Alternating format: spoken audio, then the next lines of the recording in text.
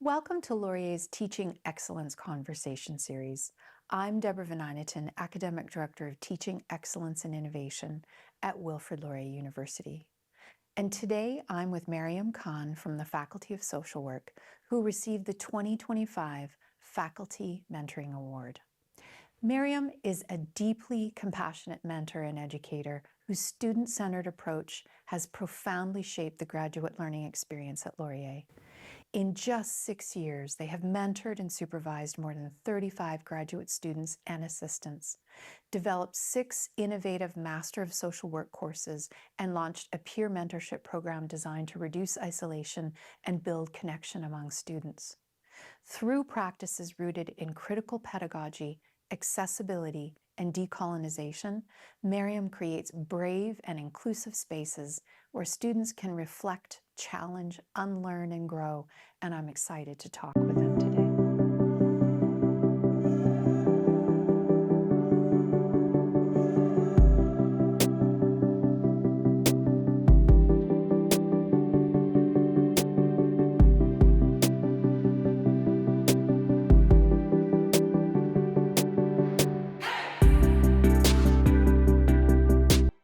So thank you so much for joining me here today, Maryam. And it's funny because mentorship is something that I think we as faculty don't reflect on as much as we do our research and our teaching. What really drives your approach to mentorship? Because it's such a big part of your teaching practice. Yeah, thank you, Deborah, for having me. For me, mentorship is something that I was brought up with because I was brought up in community. So Right. everything was about community. And also because of my South Asian heritage, we always tend to like celebrate together, big parties and gatherings and holidays. So community is something that it's kind of like in my blood. And when you're in community, you're either, someone who's role modeling, or you're like the big sister, big brother to so many different cousins and Yeah. extended family members and friends. And so that is something that is like how my family was raised culturally. And so that was something that just comes so natural to me. And I've always been like a community person. So I'm always gathering people, just bringing people together, at least in good ways. I try. Yeah, yeah, Yeah. absolutely. Yeah. And did you yourself have mentors? So you talk about being in community, and I'm sure that you've got family communities, but also communities of scholarship and Yeah. teaching, etc. So were there mentors for you? Yes. I've had incredible women in my life that have really demonstrated like great care, that ethos of care, that leadership, that love, consideration. And so I've been so blessed to have that in my life. And so to be able to see that, because I really believe that you have to, you have to try at least some level experience, care and love and leadership so that you could then absorb that into your own life Yeah. and then put your own spin on it and do it your own way. And so I've had really great uh, professors. I did my social service worker diploma, and I've had really great female mentors who just went out of their way to be supportive and of course in my family as well. And I belong to so many different communities. I was going to um, say, because your social work practice as well, right? Yeah. Absolutely. And I've worked primarily with many different communities that are marginalized. And so it's been really helpful to build that relationship, those relationality pieces, those transparency pieces. And especially when you work, in a mentorship role or a community role, people need to be able to relate to you, Yeah. and people Yeah. need to be able to come to you with whatever it may be, and you have to be real with people. So I feel like that's one of the gifts that I've been blessed with and just cultivating over the years. So that's part of your research and teaching practice is building communities in Yes. these different spheres, which are themselves overlapping, right? Yes, absolutely. That's great.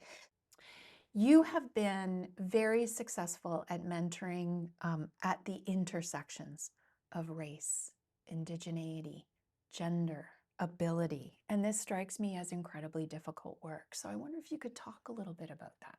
Yeah, it is incredibly difficult work. And I think one of the ways that I do this work is to surround myself with a really great support network. So I have great mentors that come from diverse backgrounds, diverse abilities, ethnicities, races, and so I'm able to lean on individuals and, of course, organizations as well to help me do this work. And I think for me, what's really makes this work vital and important. It's something that I live myself because I do have an intersectional identity. Mhm. And so for me, like, having conversations about ability, disability, ethno-racial intersections, age, mental health issues, those kinds of conversations are really, really important. Mhm. So the way that I lead with that is I really focus on people's like life experience because that is something that is so amazing. Like everyone has a whole host of life Yeah, experiences, irrespective of, where you're from, how old you are. And so I really cultivate that and value that. the whole person. Yes, Yeah. absolutely. Yep. So I bring in all aspects of the person, or I try to, while doing assignments and class discussions. I do a lot of critical conversations. On So tough issues. yes, yeah. And some days where I feel like, oh, I've taken on too much because there is a beautiful power in bearing witness to someone's story, someone's experiences, and that can be really heavy. Yeah. There's some days where I'm just, really like tired, but I go back to my community, my mentors, and then spend time in nature, and then I get replenished, and then I'm able to give back. Many of the students and faculty and staff, when they see that you are not shy to talk about conversations around race, conversations around ability, and all these intersections around being Indigenous, being Black, like what does that look like for you in academe? What has that been like for you? What has been your experiences? That really makes people feel comfortable and allows people to bring in, their emotion, their spirit, their care, It's very and empowering yeah, to have you really open up the fact we can talk about this and it's okay, yeah, right? yeah. There's one quote from your dossier that I love, and that's a quote from a student that was saying how you enabled them to take their disability and turn it into their superpower. I loved that. Thank you. People are told that they are not smart enough because of their LD, or, they Yeah. could be on the spectrum, or people with accents, especially like, people with accents come and sit in the back of my classes when you first start. But then I always invite people to come to the Yeah. front, and I go and sit with the students. Like I try to do circle pedagogy, and I do a lot of those kinds of relational kinds of activities. So people really get to know one another, in a safe way if they can, because of course there's no safe classrooms. So you have to be able to sort of manage your disclosures and use your Hmm. discretion. Hmm. And I'm always available after class, on break. I have this thing in my class where, because we're always talking about heavy duty stuff, right? Particularly in social work. And a lot of people tend to feel guilty about imperialism, about colonialism, and there's a lot of hurt feelings. And so I try to create a space where it can be held. And so when people leave the class for, I say, like, you don't even have to say anything. Just go outside if you want to go for a break or whatever you need. Just give me a thumbs up. So when people are walking out the class, they give me a thumbs up, and so I know they're okay. And if they don't do that, then I'm going after them. So, That's great. yeah. That's a great signal. Yeah. Because, sometimes like when you're talking about situations around abuse, especially, a lot of people in social work, at least has been my experience, that come from a lot of their own experiences as service users. Right. And so Right. there's a lot of vulnerability, a lot of walls that get built up. And so when people share, it's it's difficult. So when you're sharing, so I have in my first class, I have guidelines that we generate. Um, and, I talk about what does it look like when people share. And, I have some back problems. So I say to everyone, like, if I'm squidgy and moving around, like, that means, I'm not bored of you. That doesn't mean disrespect. So I think I really like open up every single thing so that there's nothing left for people to wonder about. And do you codify that? Like, do you agree on sort of a set of, Yes. right? And then it's up there in the, MYLS or someplace that the students you can remember. Oh yeah, Yeah. we agreed that this is how we Yeah. were going to interact with one another. Absolutely. Because a lot of times people will rely on the instructor to sort of hold space, but I say, this is our class. It's a And community. exactly, Yeah. exactly. Yeah. So I always give time for people to like bring all of themselves into the classroom, because you don't know, your dog may be sick, or you may have a fight with your partner, or you may be getting evicted, or you may be relapsing, like those kinds of pieces. If you feel comfortable sharing, you can, Yeah. so that we can collectively hold one another. And so for the guidelines, actually, on the first day of class, I have like posters all around. I invite the students to say, like, what do you want to see happen in class? What you don't want to see happen in class? And how to build community. Do you find that the answers cluster? Do you find that there's Yes, a level of agreement? Yeah. absolutely. Okay, Absolutely. wonderful. Because people don't want to be judged, Yeah. right? Yeah. People don't want to be looked down upon, right? So I really normalize that we're all coming from different walks of life. We're coming with different experiences, and we're coming from different backgrounds. Like, we have students who haven't been in school for years. And, they're feeling really anxious, like, oh, I'm going to be with, these high school students, and how am I going to Yeah. relate? I Yeah. don't know the right language. I may be out of date, which is fine. I think for me, like, normalizing conflict and normalizing difference, normalizing that you're not going to all become best friends and we can agree to disagree. I think it really puts people at ease, because when you come into a space, you feel like, okay, well, I have a psychology background and I don't know, I haven't done my bachelor's in social work, and I'm coming in to do my master's. Like, Right. Right. I don't Right. know, right? And we I have, speak a different academic language. exactly. Yeah. And so I really try to build community that way, where there is, a level of comfort, if you will. Of course, in classrooms, these are microcosm of society, of the larger society, right? So I have, particular guidelines that always get generated by the students, that, there shouldn't be any like homophobia, transphobia, racism, so on, misogynoir and things like that happen in class. And then I have a conversation about everything that the students have brought up in the 3 different questions that I pose. And then I talk about that. And I say, like, it will be amazing to have a space where hurt cannot happen.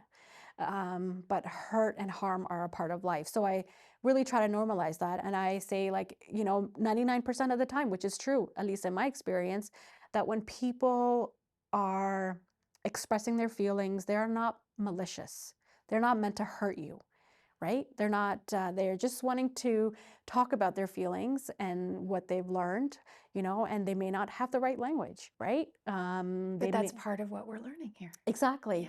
Yeah. So when harm does happen, as a collective, like, we're able to deal with it. So I wonder if I could just build on that, because one of the other things that you've done is develop a peer mentorship program for MSW students, right?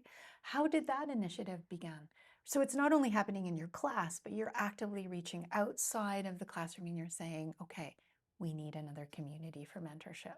Can you talk a little bit about that? Absolutely. Being on the Kitchener site, it's a bit isolated. From Waterloo campus. Exactly. Right. So it's a lovely building. It's beautiful. It is. Yeah, it's just not connected to anything. So it's hard to feel like are on campus and you get that camaraderie.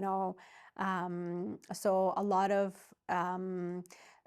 students have, I'm not sure how this happens, but even students from who are not in my class, they'll just like knock on my door, or like my door's always open and they'll just come in and Students talk to one another. they'll come in for a Yeah. chat. I think there is something really beautiful about mentorship, especially peer mentorship. Yeah. And those are a lot of the communities that I belong to, in terms of the, gender, sexuality, ability, disability, all those pieces. I feel really uplifted by peers who have been through perhaps similar experiences, not the same, but there's that connection. Yeah. And so it's good for faculty to mentor students, but I think there's a little bit more. I don't know. It's just different when your peers who've gone through similar things, and they talk about what their experiences have been. So I found that there was a lack of that. Because the MSW program is, first year you come in and then you're not sure what's going on. And then so, you create WhatsApp groups or whatever, you create. And I encourage that in class. And then I say, okay, like first day of class, you just turn around to the person beside you and then get all their info. If you feel comfortable. So people feel comfortable, they'll give you their Instagram. Anyway, so in many of these conversations, students will just come to me and say, oh, I wish there was something that, I want to reach out to second year students, because the first year students, when they are on campus. You're all newbies. Exactly. Yeah. And the first year and second year students, they don't get a chance to like connect, because they are on campus different dates because of practicum. Right. So yeah, so it's a bit of like scheduling issue as well. And I've always benefited from peer mentorship. So a few students like approached me, and we were doing like an informal, like just hanging out after class, talking about some of the good things and not so good things of being on Kitchener campus, of being in the social work program, and trying to build community that way. Because in classes, you build community, but then you're going off to different things, right? You're going off to different classes. So I then worked with a few students to get that going. And Choose a time and a place. Exactly. And venue. Yeah. So we would develop a survey of, Great. yeah. What do you need? Exactly. Great. And That's we great. already have like a mentorship program at Laurier. So Yes, right. absolutely. So we were Right. able to collaborate with Martin Luther, and just, and make it our own, because I could see how that would be a great partnership, Mhm. right? And probably a similar students coming from also a range of backgrounds. Yes. For the grad programs at Luther as well. Yeah. Absolutely. So we try to make it not so heavy on therapy, because when you're in social work, people tend to, you know, uh, this doesn't happen all the time, but sometimes where people they lean on their peer so much that it's no longer a peer relationship, that it's more like a therapeutic kind of Yeah. relationship. And so we had to change a lot of things in terms of what your responsibilities are as a mentee, as a mentor, and Yes. what your expectations are, and what you're looking to do. Because some of the mentees, they want someone who's local. They don't want to talk about school. They're like, I just want to explore Kitchener, downtown Kitchener, and I want someone to, just be a buddy. I want to do fun things and not think about class. Exactly.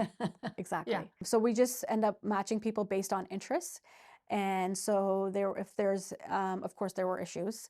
And so I would be the faculty person who would mediate and have conversations with, sometimes because people's interpretation of expectations and guidelines and what the responsibilities are could be vastly different. And yeah, Yeah.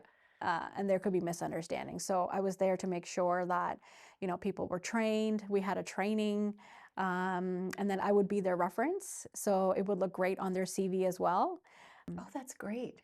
And was it primarily the second year students who were mentoring the first Yes. year? Oh, that's Yeah. great. Yeah. The That's second great. year students Yeah. mentoring the first year. Yeah. And it was just, and I would have like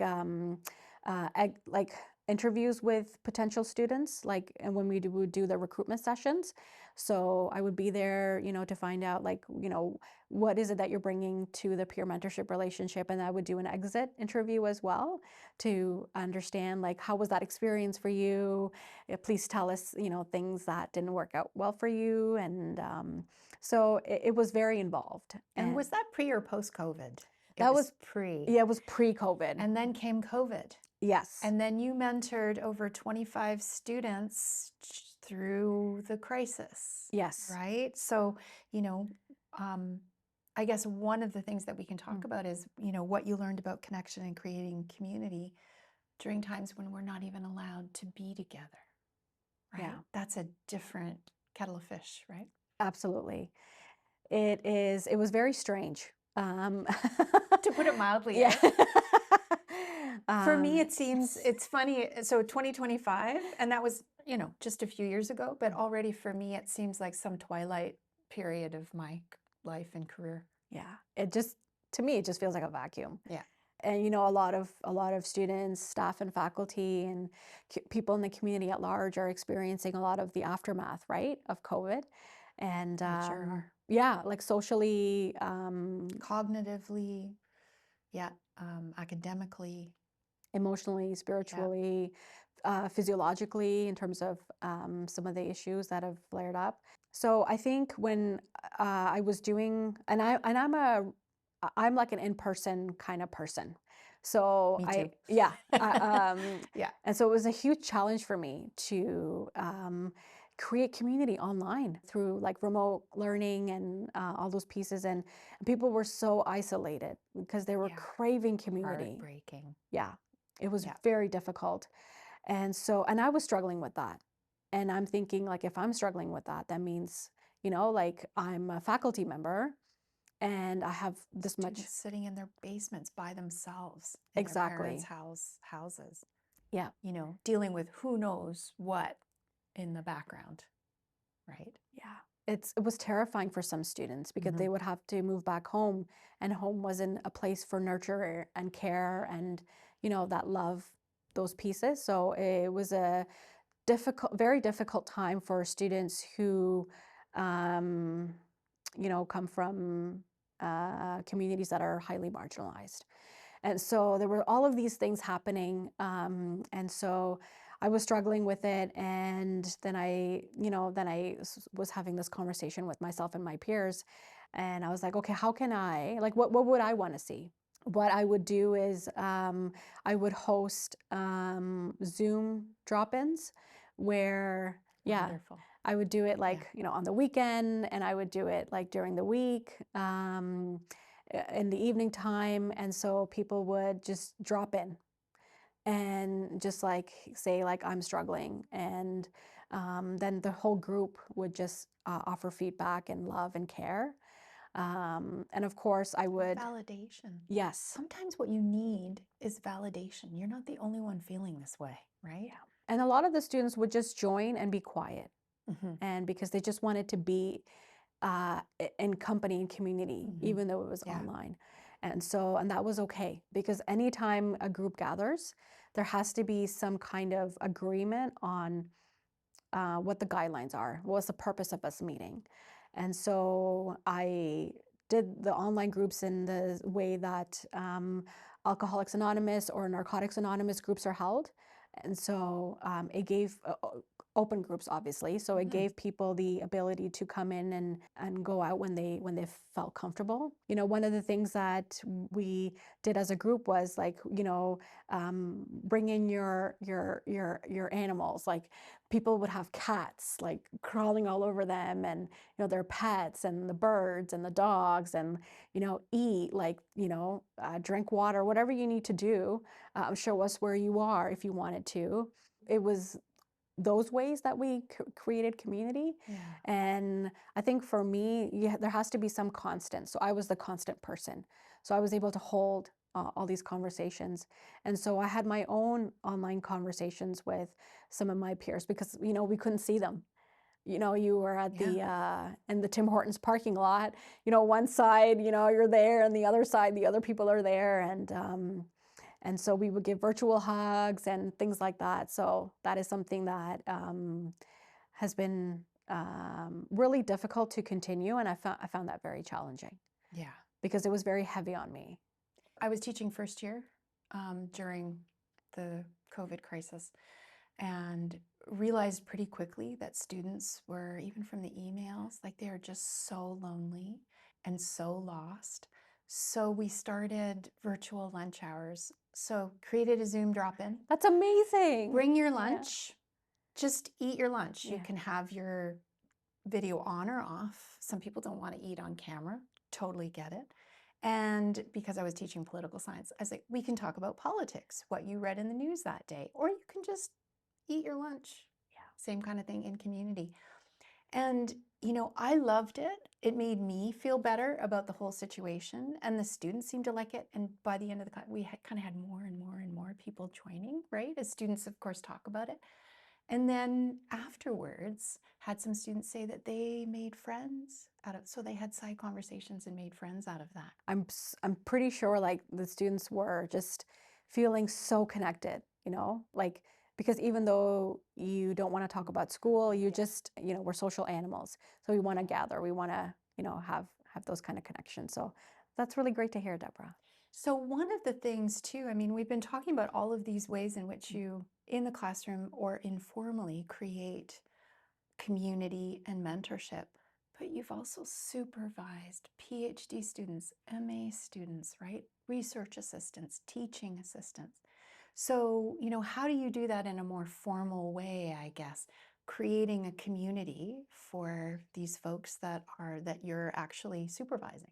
I try not to meet in classrooms. I try not to do Zoom conversations. I like whether, you know, phone or whether you're meeting in person. So my house is a gathering place. And so, yeah, I like to feed people. So when, you know, anybody comes, you know, I'm making note of that. I like to feed people. yeah, it's nice, right? Yes, You know, so wonderful. we come in and, you know, you're at the coffee shop, or if you don't feel comfortable coming to my house, and a lot of times people don't have access to a vehicle, Yes, right? yeah. And so to have space where it's away from academe, you know, I really appreciate group supervision. Bringing them, grad students together, et cetera. Exactly, Yeah. exactly. Teaching assistants, yeah. Yeah. Individual supervision I will do when the student feels that they don't feel comfortable, you know, doing that group piece. And I like to check in, Yeah. whether it's through text message or email, like, you know, every 2 weeks. How's it going? Exactly. Yeah. Yeah.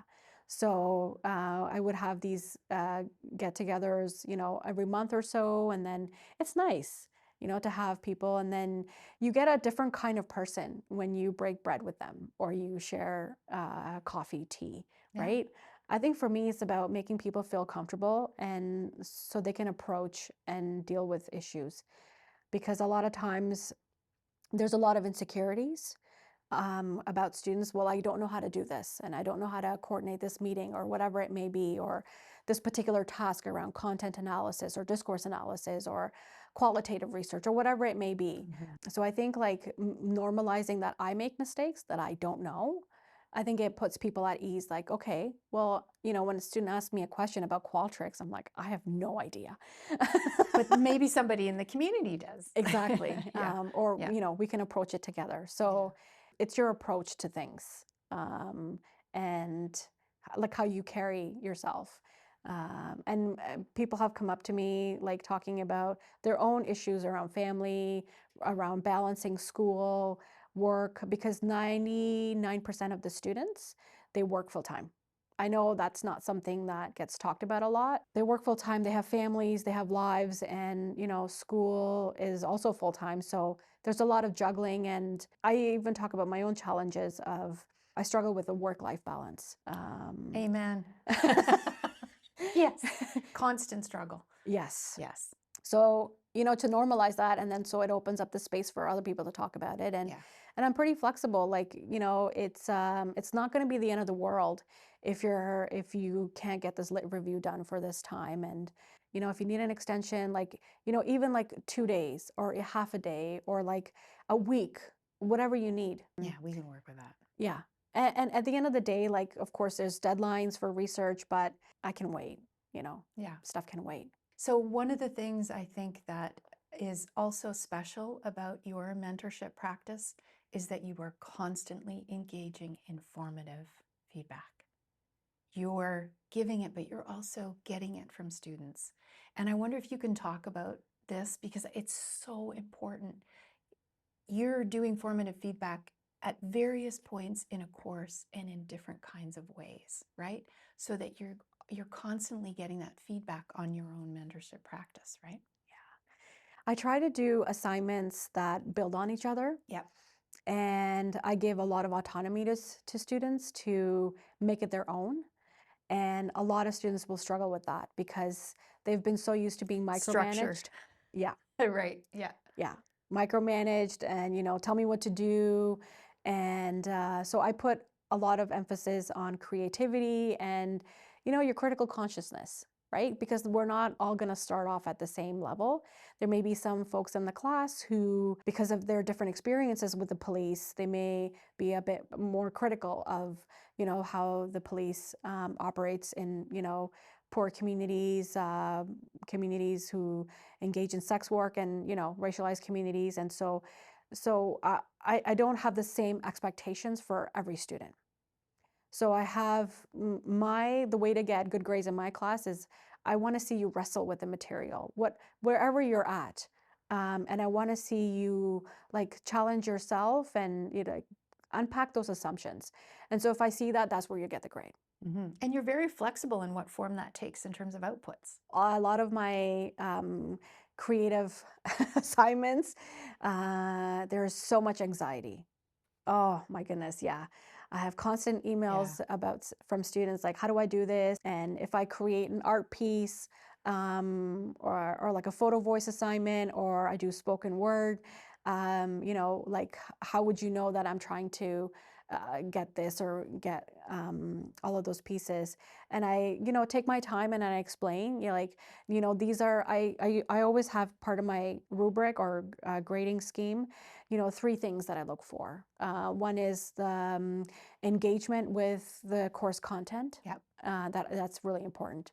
I tend not to stipulate like how many resources or references you need to use from the course. I'll leave that up to you because you're doing the assignment, as long as there's an engagement.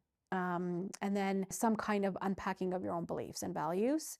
And some effort has been made onto doing this work.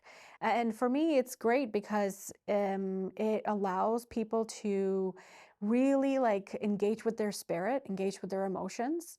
A lot of times, like reason is very heavy in academia. And so all of those other pieces, Yes. yeah, they get really ignored. So This is part of your praxis of like, I like the way you put that, unlearning and relearning. we're not static. We're always changing. We don't realize how much we've changed or grown. Any interaction can be life-changing, right? When I give the assignment, I give extensive feedback. And I always start with gratitude. And so someone has put like love and energy into this, right? That's what I'm assuming. That's my base. Everyone starts off at 100 and then they sort of go from there. I like to give people benefit of the doubt. So someone's doing their assignment, for example, community assignment. right? They want to work with a community that they don't belong to in terms of identity affinity. And then I say, well, identify the community. Why is it that you want to work with this community? Engage with the course material. And so when they respond to me either in writing or they can do a poem, and if it's something very abstract, then I would request, like, give me an audio file of like, what was your thinking behind this? What does this represent? And then that assignment feedback, they will absorb it, they will work on it, move on to the second assignment where you come up with a plan on, if you, for example, if you're working in this particular community, and how would you go about relationally? How would you carry yourself? What are some of your theoretical orientations? What is the ontology that you're bringing? And then the last one is about just, like a movie assignment where you look at a particular, in contemporary society, like a particular community. And then, you engage with it, watch the movie, listen to the movie, and then you answer questions around like, what did this person do well? What did this person not do well? What would you do in this situation? So there's a lot of like reflective, like really intertwining like your beliefs and your values into it, because at the end of the day, I'm not going to be there with you in practice. When you're working Exactly. with these communities. Yeah. Yeah. And I designed my assignments in a way that it's amazing for when you go to an interview, right? And you have your portfolio, and I say, you can make this part of your portfolio where you can tell prospective employers, this is, how I see the world. This is how I work with community. These are some of the theories that I use. This is what it looks like in practice. This is what I would do with young children or older adults or queer people or whatever it may be, or the intersections of these communities. And so I think, in interviews, that's been the feedback that I've received from students who have used my assignments, in portfolios. Uh, they've had great experiences because they know exactly, like, okay, who they are, Yeah. and where they want to be. Yeah, and they can talk about that. Exactly. By the way, as a total aside, the way you've set up your assignments are like textbook Gen AI resilient because of all the work, making them make connections to course content, course materials, but also really individualizing it, engaging in reflection, right, on your practice and stuff. That was just an aside. I was going to say that's a perfect way to approach assignments in Thank that you. sense as well. Yeah, Right. because there's a lot of like plagiarism and, Yeah. Yeah. and what I also do is, and people are proud, like people actually go out of their way, and they just create these beautiful pieces. And then I always have an exhibition in class where, Ah, people will bring in their art pieces or whatever it may be, and then you would do like an art crawl in the class, and that's people, great. yeah, and That's really great. yeah, you stand behind And your then you stuff. talking about your work. Exactly, You should exactly. open that up to the rest of us. That'd be great. It just takes a lot of planning and work, and I know that for a lot of contract, teaching faculty, it's hard Yeah. because it's just not enough time. Yeah. So Yeah. I recognize my privilege as full-time faculty that I'm able to do that and do those pieces so that people can learn from one another, right? Mhm. Yeah, you get to see a different side of people. Absolutely. Yeah. But at the same time you're doing that, you're also getting feedback from them on your mentorship, right? And then all your other pieces where you're getting feedback from students. I get feedback in like a variety of forms because everybody's brain works very differently and people can contribute in different ways. So I always carry a bag or a box or something every class. So I have all these things that I carry with me to class. Snacks, I carry posters and, Bristol boards and things like that, cushions and all those pieces. And so I have this suggestion box. I leave it in class, and, in break time, like I go outside, or I'm like, in the hallways or whatever, or I leave the bag or box in the class, and then people are able to drop a USB stick in there. And people are able to, do a quick note like, oh, I hated today's class, and like so and so said this, and it like, blah, blah, blah, whatever it may be. And I also have like forms like that I leave. They're really like, I think they're easy, with emojis, like, class was good and this is what I took away from it. And Yeah. on Yeah. a scale of 1 to 5, 5 being the On the like best. cue cards kind of thing. Yeah. Yes. Perfect. Yeah. And they're right there. Most of the times, people will want to connect with me in person. So with my, time where I'm on campus, I leave my door open. People come in and just have a chat. I get like slips of paper underneath my door. I really, really encourage that, and I say that because it's going to be too late at the end of the term because things cannot change. Hmm. And so there have been times where students have slipped like pieces of paper and USB sticks under my door or in the suggestion box. And when I've listened to the feedback or read it, it alerted me to a lot of dynamics in class that perhaps I've missed. So then I'm able to, next class, I'm able to not use names. I'm able to shut down the class Whatever's going on. and I say, this is a class issue. We're going to talk about it. Not in a scary way. And No. so But I do it in a yeah. way that, I need help with this. This is not just my issue or an issue between some students. This is affecting everyone. So, Because we are a community. exactly. Yeah. And how can we be accountable, responsible, and accepting? And like, how can we address this? To me, relationships are important. You're not going to remember what this theorist said about this particular, society or whatever. But you're going to remember, these how people made you feel and like Yeah. how to deal and navigate like with different opinions and orientations and like do those skills to speak about what your needs are, what your values are in a respectful way. So that's what you're going to take away. And so when you experience this in the larger world, you're going to be like, it's going to come natural to you, hopefully. And I always open it up to students. I'm like, just send me an email in the future. And people have. Then I've invited those same students because they're doing amazing things in the field.